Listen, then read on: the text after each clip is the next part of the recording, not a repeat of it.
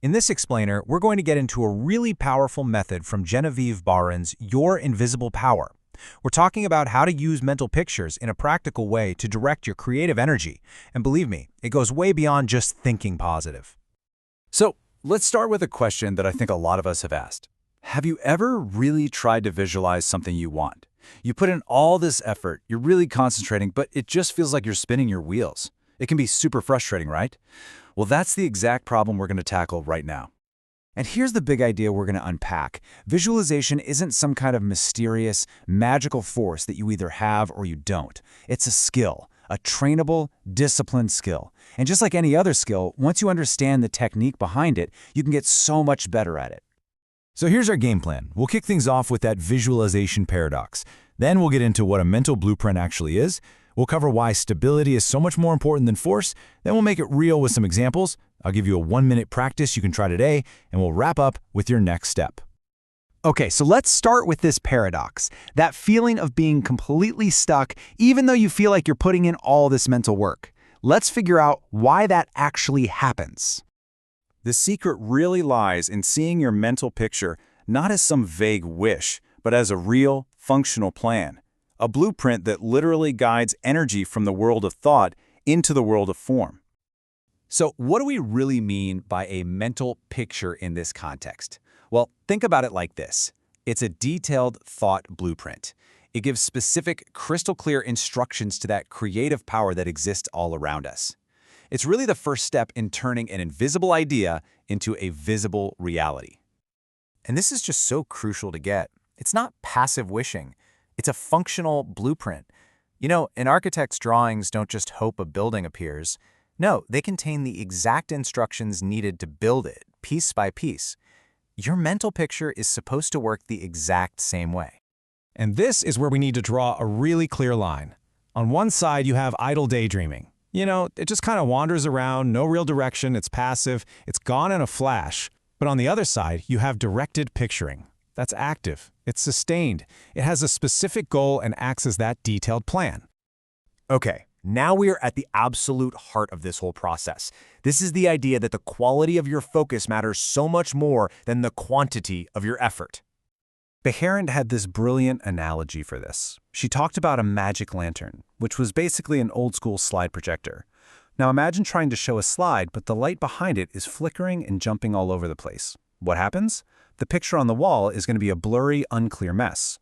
Your focus, your will, is that light. If it's unsteady, the result will be unsteady. So it all boils down to this. You have to stop trying to force the image into being. All that straining and intense effort, it just creates tension and what Behrend called mental hurry, which is really just a form of fear. The goal isn't to force it, it's to focus it with a calm, steady attention. You know, when you can hold that picture with stability, some really profound things start to happen. It gives you that clear, unwavering direction. And when you have that, all that mental hurry and fear just dissolves. That's what builds real inner confidence. It's like your picture becomes a magnet, and you can act with total clarity, like a compass needle that's finally settled on north. Okay, so this all sounds great in theory, but what does it actually look like in day-to-day life? Let's walk through a few examples to make it really concrete. Okay, let's take a work goal. Maybe you're trying to sell a property. Instead of just desperately wishing for a sale, you'd build a stable mental picture of the outcome. You'd calmly see the details of the signed agreement. You'd imagine the firm handshake. You'd let yourself feel that sense of satisfaction. That stable picture is what guides your actions. This works for relationships too. If you're hoping for a more harmonious conversation with someone, you wouldn't picture yourself forcing them to agree with you. No, that's not the goal.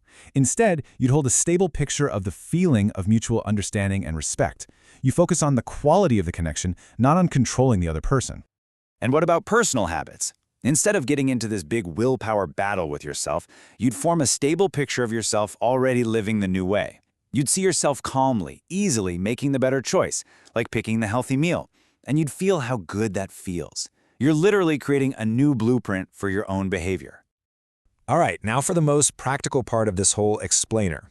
Here's a super simple exercise you can start using today to build this skill. We'll call it the picture stabilization loop. Okay, here's how it works. First, you form your mental picture. See it clearly, but gently, no forcing. Second, you just observe it.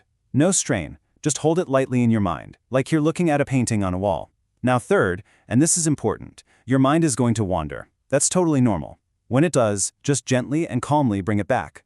And fourth, you just repeat that loop. The goal here is gentle consistency, not forced perfection.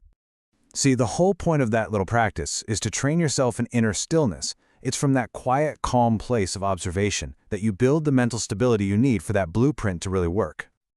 All right, so let's pull all these threads together now and talk about your constructive next step forward. If you only take away a few things from our time together, please let it be these.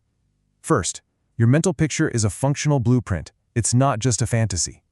Second, stability of your focus is always more effective than intensity or force. And third, the way you train that focus is through consistent, gentle practice. Because when you really get down to it, it all comes back to this one powerful idea. The blueprint that you hold steadily in your mind. The thing that you give your calm, stable focus to. That is what directs the construction of your reality. And of course, the journey doesn't end here. We explore the very next step in this process in our next explainer. You can find the link to that one and the full playlist for this series right down in the description. Thanks for being here.